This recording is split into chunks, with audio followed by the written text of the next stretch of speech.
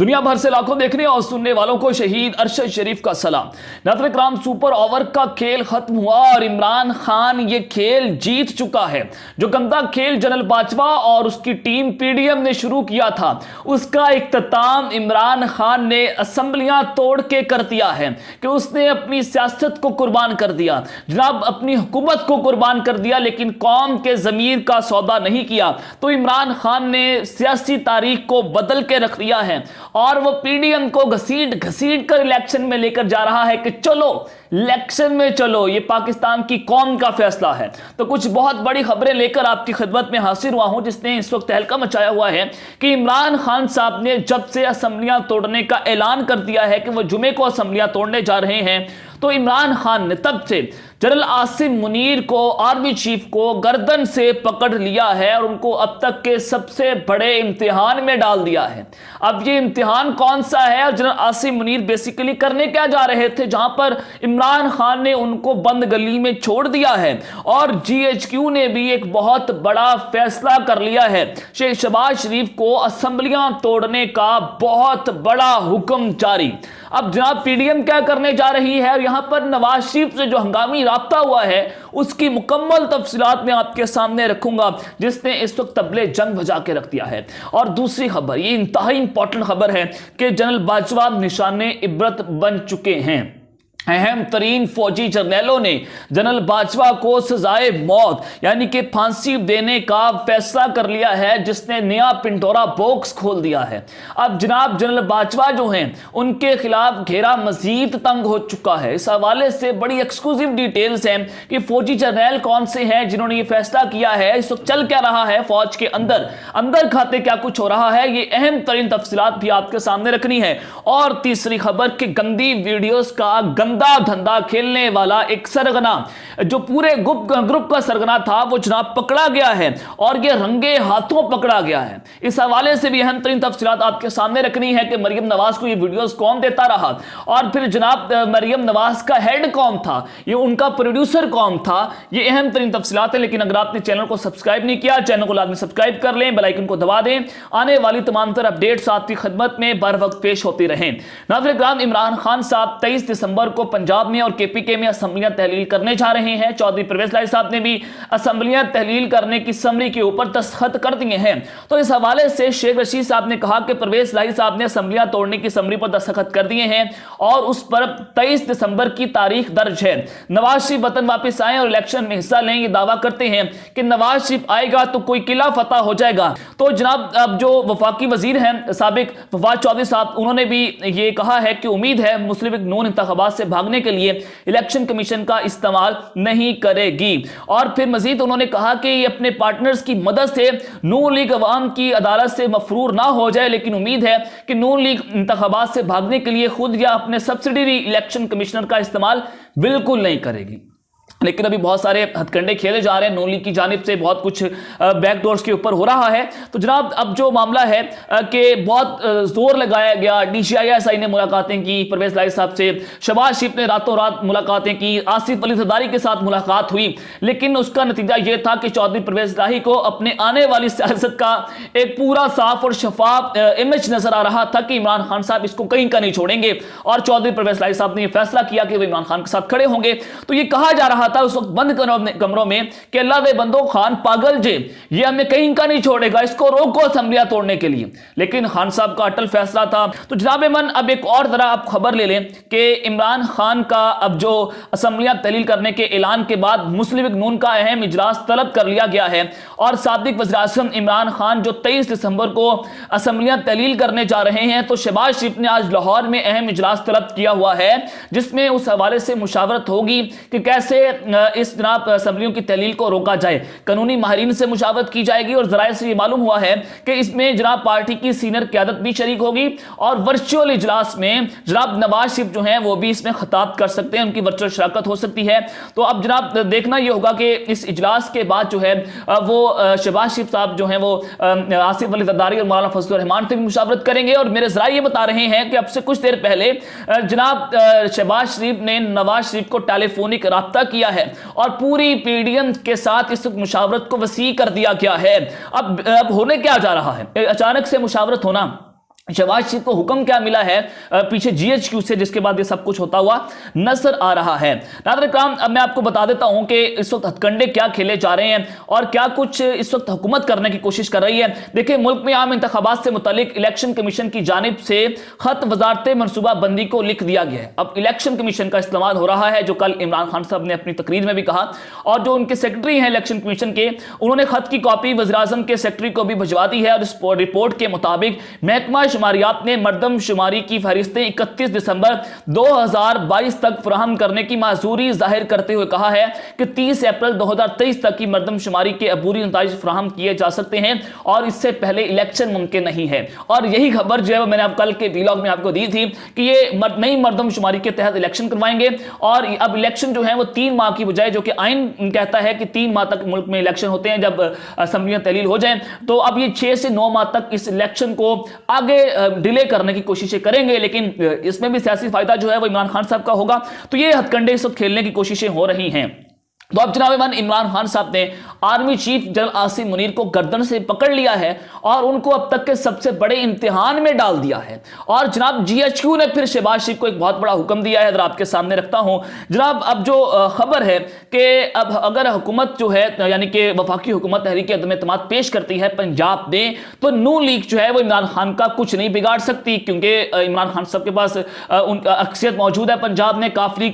जिस तरह से कल परवेज लारी साहब उनके साथ बैठे हुए थे, तो ये एक बहुत बड़ा मिस एडवेंचर होगा कि चौधरी परवेज लारी साहब जो है वो इनका साथ छोड़ दें, तो वो साथ नहीं छोड़ेंगे। उन्होंने असेंबलियां तहलील करने की समरी के ऊपर दस्तखत कर दिए हैं, तो सिर्फ ये चंद दिन जाया जरूर कर सकते हैं तरीके अदम एतमाद पेश करके, लेकिन इमरान खान जो हैं वो जनाब उनकी हुकूमत नहीं गिरा सकते। अब ये असेंबलियां तहलील होकर रहेंगी। इमरान खान साहब ने ये कार्ड फेंक दिया है और पीडीएम के पास ये प्लान मौजूद नहीं है। अगर चौधरी परवेज लारी बिलफर्ज इमरान खान साहब को धोखा दे देते हैं, तो उस वक्त भी इमरान खान के पास भी कोई प्लान मौजूद नहीं है।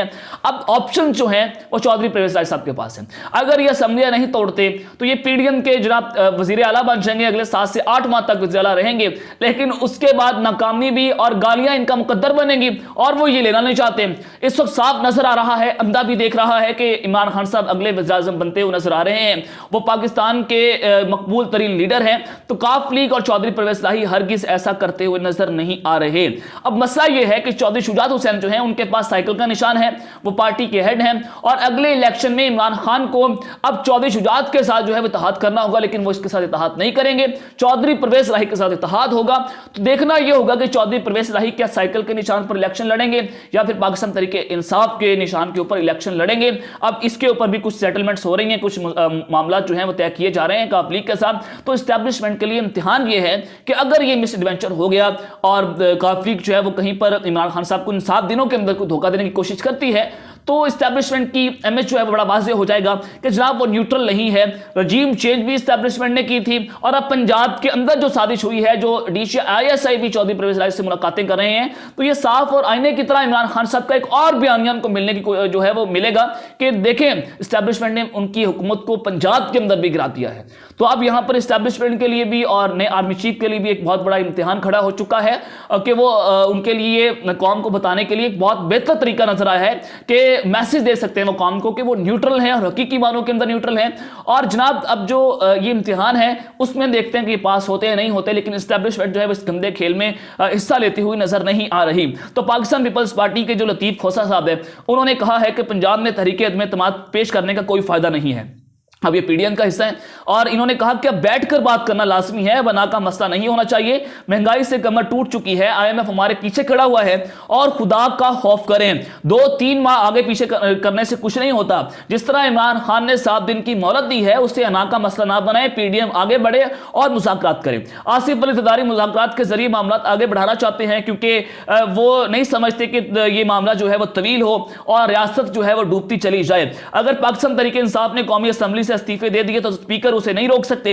और अब जनाब ये मामला नजर आ रहा है कि ये लतीफ खोसा का पाकिस्तान पीपल्स पार्टी का खुलकर कहना, तो पीपल्स पार्टी ने डेंट डाला है नून लीग को, इनकी हुकूमत को। जाहिर है इनकी इत्तेहादी तो रही, लेकिन पीपल्स पार्टी बैक फुट पर खेलती रही, और पीडीएम में सबसे ज्यादा फायदा जो है वो पाकिस्तान पीपल्स पार्टी ने उठाया, और नून लीग की जई तई फेर के रख दिया पंजाब में भी और वफाक के अंदर भी। तो जनाब मन अब जनाब पीपल्स पार्टी जो कह रही है कि आप इलेक्शन के अंदर चले जाएं, आप इनके साथ लड़ाई ना करें, आप इलेक्शन को तवील ना करें, इससे सियासत को नुकसान पहुंचेगा, आपके बयानी को नुकसान पहुंचेगा, लेकिन जितना नुकसान पीपल्स पार्टी ने पहुंचाना था वो पहुंचा दिया है। तो इनके बयान से वाज़ेह होता है कि एस्टैब्लिशमेंट जो है वो बैकडोर के ऊपर वज़ीर-ए-आज़म को ये पैगामात पहुंचा रही है कि आप मुल्क को इलेक्शन की तरफ लेकर जाएं। ये 70% के ऊपर इलेक्शन मुमकिन नहीं है, आप पूरे मुल्क के अंदर आम इंतखाबात का ऐलान करवा दें। तो आज इसी वजह से शहबाज शरीफ साहब ने भी एक अहम तरीन इजलास तलब कर लिया, जिसमें नवाज शरीफ जो है वो भी वर्चुअल अपनी शिरकत जो है वो करेंगे। अब आज के जो गंदी वीडियोस का खेल जारी है इस वक्त पाकिस्तान की सियासत में, उसने जनाब इसका एक बहुत बड़ा सरगना जो है वो पकड़ा गया है। लेकिन 2019 में इसकी शुरुआत हुई थी और मरियम नवाज साहिबा ने की थी कि मेरे पास 2 ताकतवर शख्सियात की 8 वीडियोस मौजूद हैं। अब ये टोटा फैक्ट्री जो है वो बेसिकली चल रही थी रायवंड से, तो फिर इमरान खान साहब की ऑडियो लीक्स आई और नून लीग के मोहम्मद जुबैर की, परवेज रशीद साहब की वीडियोस आई, जो कि इंतहाई गंदा अमल है। फिर इमरान खान को कहा गया कि आपकी भी गंदी वीडियोस जो है हम लीक कर देंगे, लेकिन इमरान खान साहब ने पहले कौम को बता दिया था कि जनाब ये डीप फेक के जरिए सारा मामला करना चाहते हैं। तो कल इमरान खान साहब ने उस सरगने का भांडा फोड़ा। खान साहब ने कहा कि जनरल बादशाह हमें कहते थे कि तुम्हारे लोगों की फाइलें और उनकी ऑडियोस वीडियोस मौजूद हैं, यानी कि जनरल बाजवा सरगना थे, उनके पास ये वीडियोस होती थी, उनके पास ये ऑडियोस होती थी और वो एक एक करके एजेंसीज की मदद से ये सारी ऑडियोस वीडियोस को लीक करते थे। तो यहां पर जनाब इमरान खान साहब ने सवाल पूछा कि क्या ये एजेंसीज का काम था कि लोगों की पर्सनल ऑडियोस और वीडियोस जो है उसको जनाब टेप करें और उसको लीक कर दें। तो खान साहब ने वाज़ेह तौर पर बताया कि इसका प्रोड्यूसर जो है वो एक ही शख्स था, जिसने जो फाशिस्ट था, जिसने इस पूरे मुल्क को तबाह किया और वही इस ऑडियोस वीडियोस का गंदा धंधा करता रहा है। तो जनरल बाजवा जो हैं वही ये सारा मामला करते थे। तो जनाब इमान अब आ जाए, जनरल बाजवा निशाने इबरत बन चुके हैं। फौजी जर्नैलों ने जनरल बाजवा को सजाए मौत और फांसी देने का फैसला कर लिया है। लेकिन मैं ये बहुत पहले से खबरें दे रहा हूं कि जनरल बाजवा के लिए ये मामलात उनके गिर्द जो है वो घेरा तंग होगा और उनके लिए बड़ी मुश्किलात खड़ी होंगी। इमरान खान साहब भी खुलकर सामने आ चुके हैं, जनरल बाजवा के खिलाफ वो खुलकर नाम ले रहे हैं कि इस शख्स ने रजीम चेंज किया, इसने गद्दारी की है, इसने मुल्क को तबाह कर दिया है। तो आने वाले दिनों में इमरान खान जनरल बाजवा के खिलाफ खुलकर सामने आएंगे और वो सबूतों के साथ सामने आएंगे और वो मजीद इनके चैप्टर्स जो हैं वो डिस्क्लोज करते चले जाएंगे। तो अब वो साबित हो चुके हैं उनका फौज से कोई ताल्लुक नहीं है, तो उन पर तनकीद करना ये मकसद नहीं होगा कि वो फौज के ऊपर तनकीद कर रहे हैं। तो जनाब जनरल बाजवा के खिलाफ कार्रवाई और उनको फांसी देने का मुतालबा किया जा रहा है और ये मुतालबा मैं नहीं कर रहा बल्कि फौज के lieutenant general retired Ghulam Mustafa Khan साहब कर रहे हैं और जनाब अमजद शेख साहब ने भी ये बातें करना शुरू कर दी हैं। तो इन्होंने कहा है कि जनरल बाजवा ने इतराफ़े जुर्म कर लिया है, उन्होंने आइन तोड़ा है और फौज के अंदर से भी आवाजें जो है वो उठना शुरू हो चुकी हैं जनरल बाजवा के खिलाफ। वो आइन चिकन है, उन्होंने गद्दारी की है, तो आर्टिकल 6 लगेगा। जब आर्टिकल 6 लगेगा तो इनके ऊपर फांसी का फैसला होगा और जो करप्शन का मामला है उसके ऊपर भी सुप्रीम कोर्ट इनको बुला सकती है। तो अब साबिक फौजी जर्नैलों ने कहा है कि अगर ये काम ना हुआ तो हर दौर में ऐसे बाजवा पैदा होंगे जो मुल्क को तबाह करेंगे और मुल्क की साख को नुकसान पहुंचाएंगे और इदारों से खेलेंगे अपनी जात की खातिर। कि अगर जनरल बाजवा को फांसी ना दी गई तो लग रहा है कि शायद ये जो फौजी जर्नैल जो हैं साबिक, वो जनरल बाजवा के खिलाफ अदालत में जा सकते हैं, इमरान खान साहब जा सकते हैं, क्योंकि इससे पहले नवाज शरीफ जो है वो बयानियां बनाने की कोशिश कर रहे थे कि वो मुल्क में आएंगे, इनकलाबी बनने की कोशिश करेंगे, परवेज मुशर्रफ मॉडल लगाएंगे जनरल बाजवा के ऊपर और अपना पूरा बयानिया जो है उसको बिल्डअप कर लेंगे। लेकिन इमरान खान ने इस बयानिया को भी तहस नहस कर दिया है, तो अब इमरान खान की कार्ड खेलेंगे। तो अब तक के लिए अपना ख्याल रखिएगा। श्रीलंका पर लाजमी ख्याल रखना। के बाद पाकिस्तान जिंदाबाद।